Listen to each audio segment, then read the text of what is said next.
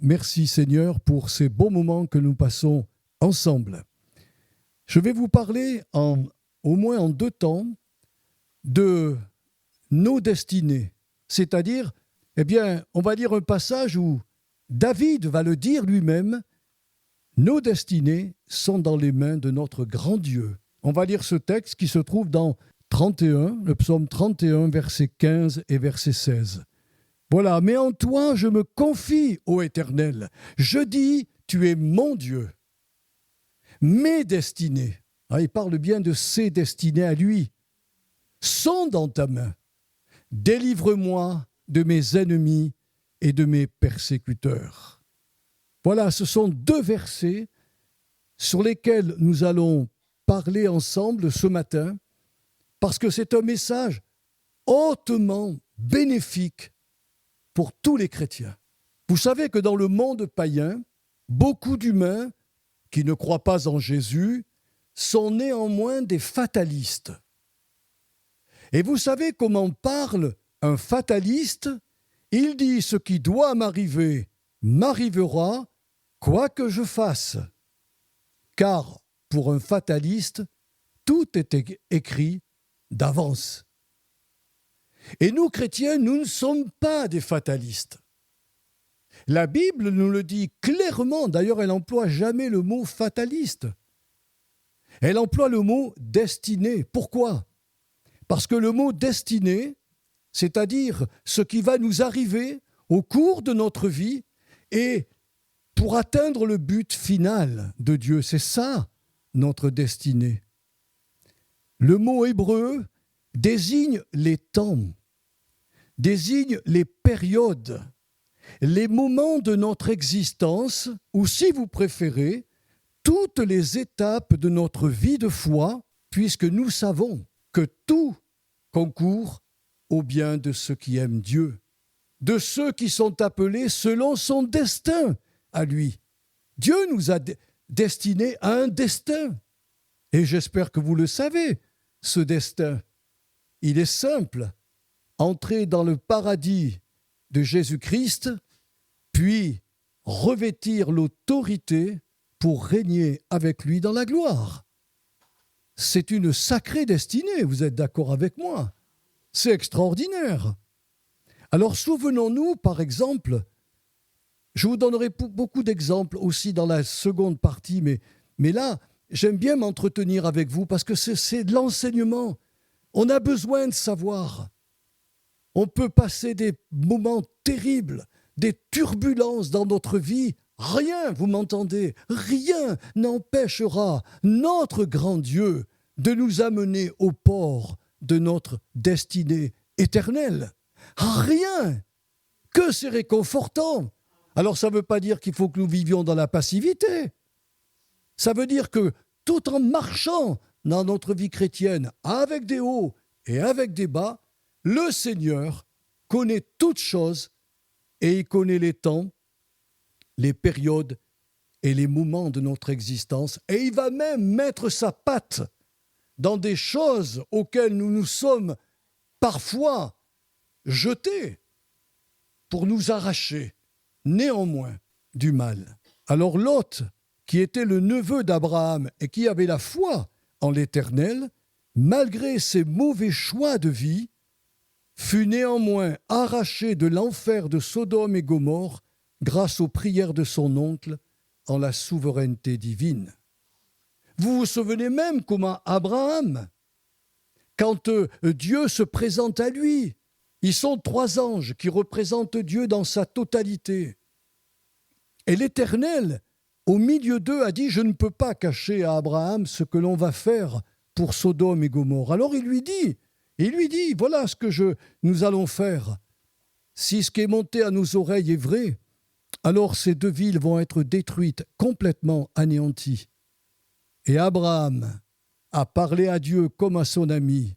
Il lui a dit « Seigneur, et s'il y avait 50 justes dans cette ville, est-ce que tu les détruirais ?» Dieu a dit non. S'il y a 50 justes, je ne détruirai pas. Puis il est descendu jusqu'à 10, parce qu'Abraham avait pensé à son neveu Lot, il pensait à sa femme, il pensait à ses enfants, il pensait à ses gendres, et ça faisait une totalité de 10 personnes. Il s'est dit, si au moins eux sont là, ces 2 villes vont être épargnées. Et Dieu lui a dit, oui, si je trouve 10 justes, j'épargnerai. Mais il ne les a pas trouvés. Si Abraham avait continué et qu'il aurait dit, et pour un juste, je ne sais pas ce que Dieu aurait répondu, mais ce que nous savons, mes frères et sœurs, par la Bible, c'est que Lot a été arraché, mais vous m'entendez, arraché pour garder la destinée que Dieu lui avait prévue, c'est-à-dire entrer dans le sein d'Abraham, qui était le paradis des Juifs à l'époque. Et il a été, malgré ses mauvais choix, parce qu'il a fait des mauvais choix, vraiment, malgré cela, Dieu a changé le mal en bien, parce qu'il est souverain. Et c'est dans ce Dieu-là que nous avons confiance. Alors ainsi donc, mes bien-aimés, si nous sommes soucieux de notre avenir, ou de l'avenir de nos enfants, du sort de nos familles, si nous sommes soucieux même de notre santé, psychique ou physique, si nous sommes soucieux même de certains choix de vie que nous avons faits et qui n'étaient pas judicieux, on peut des fois se culpabiliser d'avoir fait de tels choix. Rien n'empêchera notre Seigneur de nous conduire au port de notre destinée éternelle. Alors, ayons la même foi que David. On l'a vu dans ces 2 versets, qui malgré sa vie chaotique, enfin vous connaissez David. Vous savez qu'il était oint du Saint-Esprit pour être roi sur Israël. Et cet homme, quand il a été roi, mais vous savez qu'il a commis des péchés que nous, on n'a pas commis. Il a été en adultère. Il a tué le mari de la femme qu'il avait prise. C'était des mauvais choix. Son enfant lui a été ôté. Sa famille a connu vraiment la guerre et le sang. David a eu un fils qui s'est détourné de lui.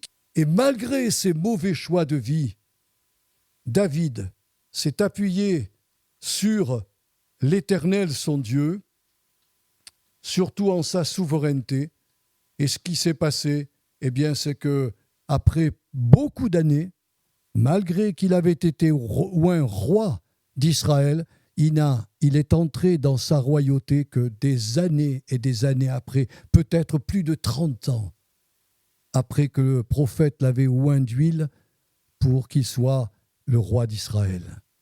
Et Dieu a changé les temps, les circonstances. Le roi Saül a voulu le tuer à plusieurs reprises. Dieu ne l'a pas permis, car il a pris la destinée de David et il a conduit David jusqu'à entrer dans le temps de sa destinée qui, pour lui, était de régner sur Israël. Alors, pour mieux comprendre comment agit la souveraineté de Dieu dans notre vie à nous qui sommes élus du Seigneur, nous parlerons dans ces 2 études de plusieurs héros de la foi, vous le verrez. Mais nous allons commencer ce matin par Joseph. Joseph qui, après bien des détours, des injustices et des déceptions, finit par entrer dans sa destinée. Je ne sais pas si vous avez lu l'histoire de Joseph, mais je crois que c'est dans la Genèse 37. Lisez cette histoire. Elle est totalement folle. Il avait 17 ans lorsque l'Éternel lui accorda 2 visions, mais des visions extraordinaires. Et lui, étant immature, n'ayant absolument pas la connaissance du bien et du mal, il vivait un peu dans sa bulle. Il faut dire que Joseph était pour ses parents un enfant roi. Il lui avait même donné une tunique multicolore. Alors qu'il était le dernier, cette tunique faisait de lui l'aîné, c'est-à-dire l'héritier suprême. Alors vous vous rendez compte que ce jeune homme qui reçoit 2 révélations puissantes concernant sa famille, son père, sa mère et ses frères, il n'est pas étonnant que la jalousie est entrée dans le cœur de ses frères et qu'ils ont voulu réellement le tuer. Mais ils ne l'ont pas tué. Un de ses frères a été inspiré de Dieu de ne pas mettre fin à la vie de Joseph. Et ce qui s'est passé, c'est qu'ils le vendirent à une caravane d'Ismaélites qui elle-même a vendu Joseph à un maître égyptien fort riche qui s'appelait Potiphar. Ça a mal démarré quand même pour lui. Il reçoit des visions, il se dit, bon, c'est super, moi Dieu m'a donné ces visions, elles vont se réaliser. Mais il ne pensait pas que pour atteindre sa destinée, il aurait autant de problèmes et de difficultés. Il y a eu énormément de détours. Ses frères ont fait croire à Jacob, leur père, que leur fils avait été dévoré par une bête sauvage. Donc ils ont tué un animal, ils ont trempé sa tunique dans le sang de cet animal et ils l'ont amené à Jacob, qui a toujours cru pendant de longues années, parce qu'il avait 17 ans quand il a reçu ces visions, et c'est 15 ans après qu'il est monté sur le trône d'Égypte, ou plutôt qu'il a été le premier ministre de l'Égypte. Donc pendant toutes ces années, il a pleuré son fils, et ses frères ont fait souffrir leur père, parce qu'ils savaient qu'il était vivant, mais ils ne savaient pas où. Mais Joseph, malgré cet incident de parcours, ne changea rien à la certitude que sa destinée, il l'atteindrait un jour, mais il ne savait pas du tout comment. Voilà la foi qu'on doit avoir nous aussi, dans cette destinée que Dieu nous promet. Alors Dieu sauva en effet Joseph d'une mort certaine, et il permit qu'il soit vendu à un homme riche appelé Potiphar. Et bien qu'il ne comprit pas pourquoi il se retrouvait esclave en Égypte, Joseph savait que son Dieu contrôlait tous les événements de son existence. Ça, il faut le mettre dans votre tête. Je suis horrifié chaque fois que j'entends des êtres me dire « Un chrétien peut perdre son salut ». Je dis non, parce que Dieu est souverain. S'il m'a élu, il m'a élu pour l'éternité. Alors je peux me tromper de chemin, je peux même prendre des mauvaises décisions dans ma vie, et je peux demander pardon au Seigneur pour ces mauvais choix, et redémarrer, et puis me retromper encore. Ça peut arriver.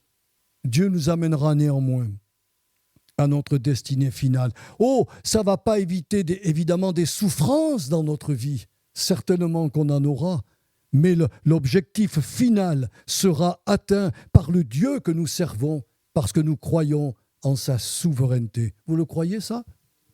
Ah, moi je le crois vraiment. Je le crois vraiment. Mais vous savez ce qu'a fait Joseph? Parce que c'est là la clé de ce message aussi.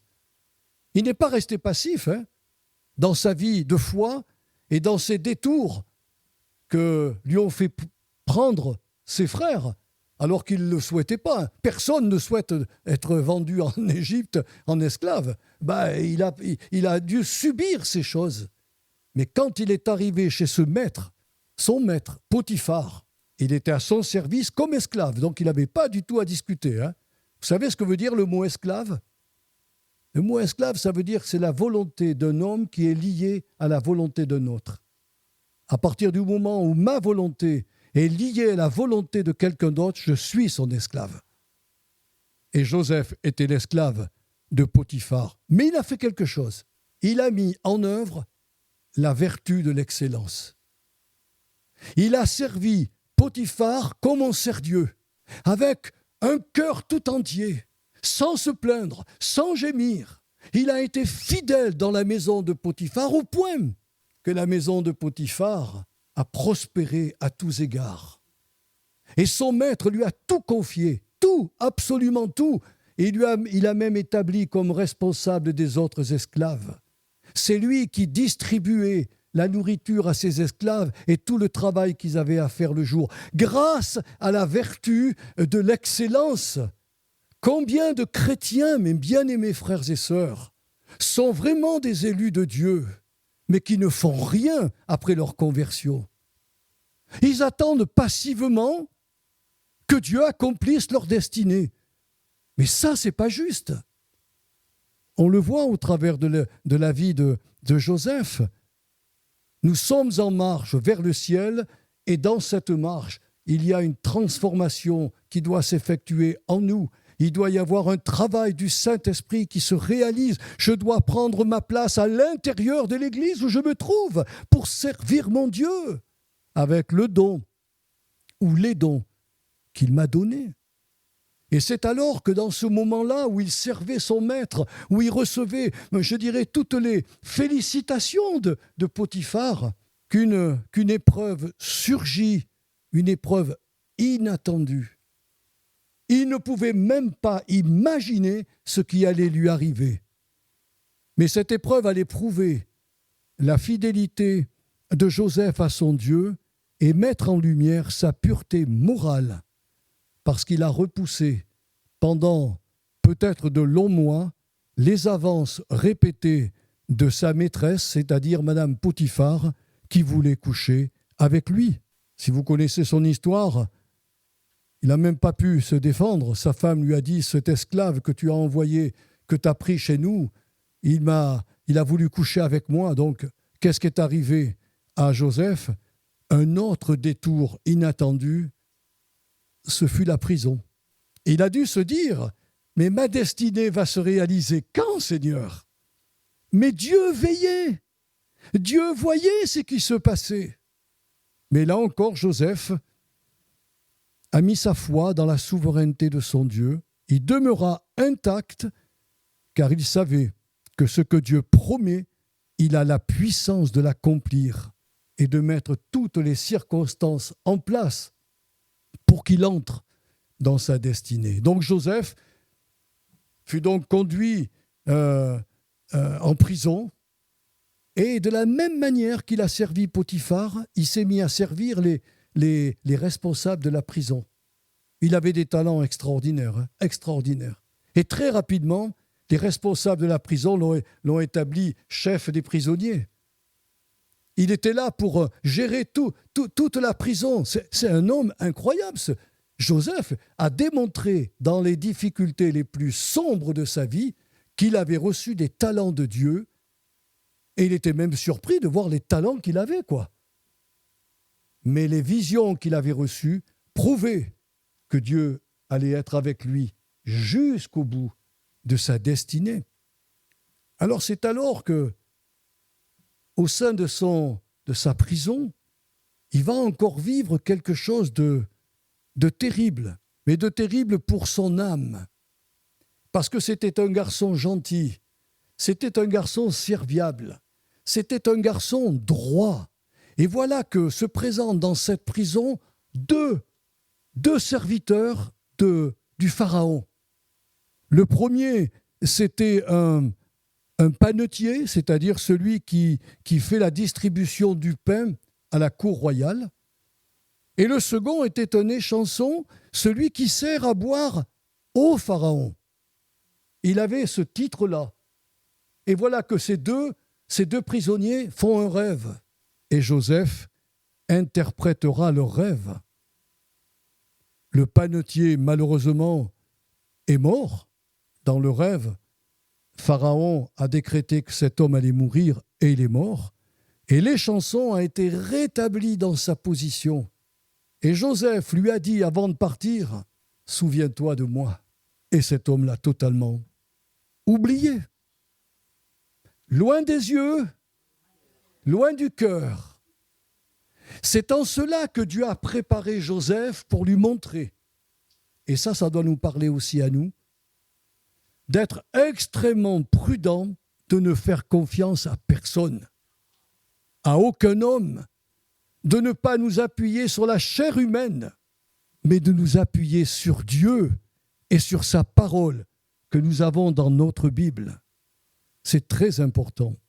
Donc, malgré cette amère déception, parce qu'il a été amèrement déçu, il s'attendait à ce qu'il se passe quelque chose et que très vite on vienne le chercher pour lui dire ah, il y a quelqu'un là qui est fabuleux.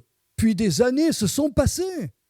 Il est resté 15 ans en Égypte et peut-être plusieurs années en prison après avoir servi Potiphar dans sa maison.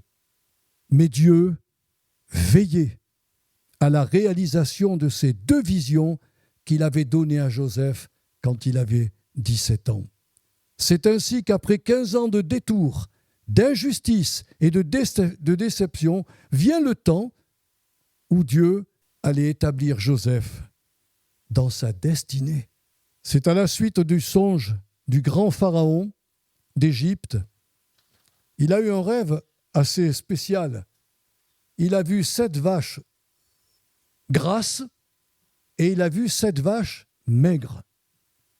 Et il a demandé à ses serviteurs de régler ce problème, de lui expliquer, puis personne n'a pu le faire. Et les chansons du roi lui a dit « Mon Seigneur, oh là là là là là là là là !»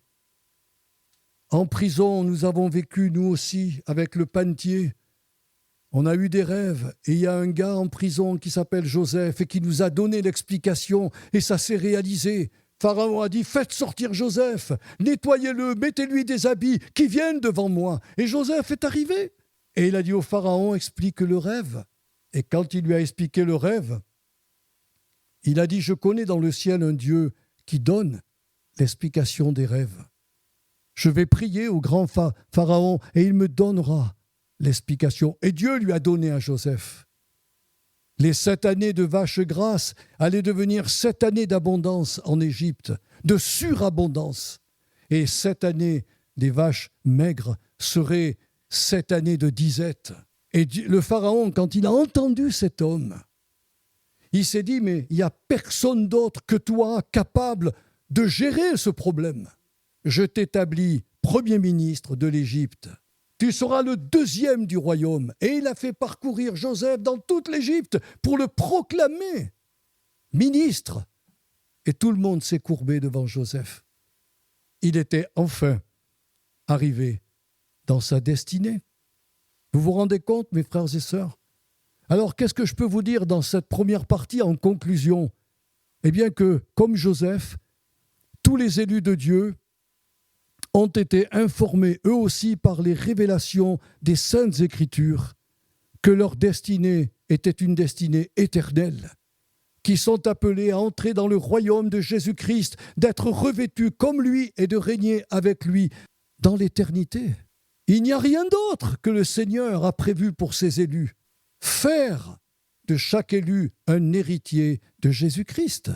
Comme je vous l'ai expliqué, nous sommes exhortés non à attendre passivement que Dieu nous conduise au port de notre éternité, mais à travailler, comme a dit l'apôtre Paul, à notre salut. Il vaut mieux traduire cette phrase par « mettez en œuvre votre salut », c'est-à-dire ce en quoi vous avez cru. Voilà à quoi nous sommes destinés sur la terre. Il a parlé de mes destinées. On a une destinée terrestre. C'est d'être des témoins pour Jésus-Christ dans nos familles, auprès de nos enfants, auprès de nos amis, auprès de nos contemporains. Et croyez-moi, la mission d'être un témoin n'est pas facile. Pourquoi? Parce que la bonne nouvelle n'a de raison d'être que dans un contexte négatif. Vous êtes d'accord avec moi? Pourquoi vais-je annoncer une bonne nouvelle à mes contemporains s'ils vivent dans une bonne nouvelle? L'évangile, c'est de leur dire, vous ne le savez peut-être pas, mais vous êtes dans vos péchés et la colère de Dieu est sur vous. Ça, c'est la mauvaise nouvelle qu'ils doivent entendre. C'est pas facile à leur dire, parce qu'on tombe sur des raisonneurs de ce siècle qui ont toutes les réponses à vous donner. Mais il faut leur dire, Jésus a payé votre dette. Il est mort pour vous dégager de vos péchés, pour ôter la colère de Dieu de vous et de vous accorder la grâce du pardon, de la réconciliation avec Dieu et surtout le don du baptême dans le Saint-Esprit qui fait de nous des êtres nouveaux. Oui, nous avons fait souvent des mauvais choix. Nous avons pris des détours. Nous avons subi de nombreuses injustices, expérimenté d'amères déceptions. Et comme le dira l'apôtre Pierre dans une de ses épîtres, vous avez souffert parce que vous vous êtes ingéré dans la vie d'autrui. Voilà. Parfois, les chrétiens ont été jusqu'à se mêler de la vie de leurs frères et de leurs sœurs, et ils ont subi des souffrances. Mais au travers de toutes ces choses, mes frères et sœurs, la Bible nous instruit que Dieu ne nous conduit pas nécessairement par le chemin le plus court, mais par le chemin que lui seul a préparé d'avance, même si celui-ci est parsemé de retards, d'échecs temporaires, de déserts, de changements de direction, etc.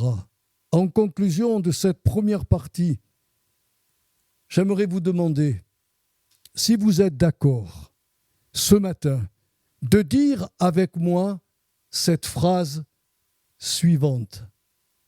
Père céleste, c'est parce que je crois que ma destinée éternelle est dans ta main que je refuse que la passivité soit mon style de vie. On va reprendre cette phrase et est-ce que vous pouvez le répéter à haute voix devant moi, surtout devant le Seigneur? Père céleste, c'est parce que je crois que ma destinée éternelle est dans ta main, que je refuse que la passivité soit mon style de vie. Vous le croyez? Amen, Seigneur. Il le croit. Gloire à ton saint nom, Père Saint. Merci pour cette première partie. Merci, Seigneur, parce que, voilà, tu nous as destinés à monter sur le trône avec Jésus. Oh, il y aura beaucoup de détours, beaucoup de parcours différents, beaucoup d'échecs. Parfois, c'est nous-mêmes qui nous tromperons. Mais Seigneur, nous avons foi en ta souveraineté, que tu nous conduiras, nous qui sommes tes élus. Oui, tu nous conduiras jusqu'au port de notre éternité. Et nous régnerons avec ton Fils, et nous serons couronnés avec lui dans sa gloire et dans son royaume. Alors Seigneur, voilà, on pourrait faire comme les païens, être fataliste et dire ce que Dieu a dit, il l'accomplira. Parce que de toute manière, on ne peut rien changer. Et ta parole nous dit non. Non, les élus de Dieu ont une volonté. Et cette volonté, ils ne doivent pas, la brider, la brimer. Mais ils doivent la mettre au service du Saint-Esprit, afin que pendant leur pèlerinage terrestre, peu importe les circonstances dures, difficiles, des déceptions, ils s'en remettent à ta destinée éternelle qui les conduira eux-mêmes dans la gloire avec Jésus-Christ. Alors je bénis mes sœurs, je bénis mes frères, je bénis tous ceux qui entendront ce message, afin que tu leur fasses comprendre que l'appel à croire en Jésus et à devenir un élu de Dieu ne nous pousse pas à vivre dans la passivité, mais dans l'action avec le Saint-Esprit. Voilà, Seigneur, voilà la vérité de ta parole. Et je te remercie de ce que j'ai pu donner ces paroles à tes enfants ce matin. Je les bénis en ton nom. Oui, je les bénis dans le beau nom de Jésus-Christ. Amen.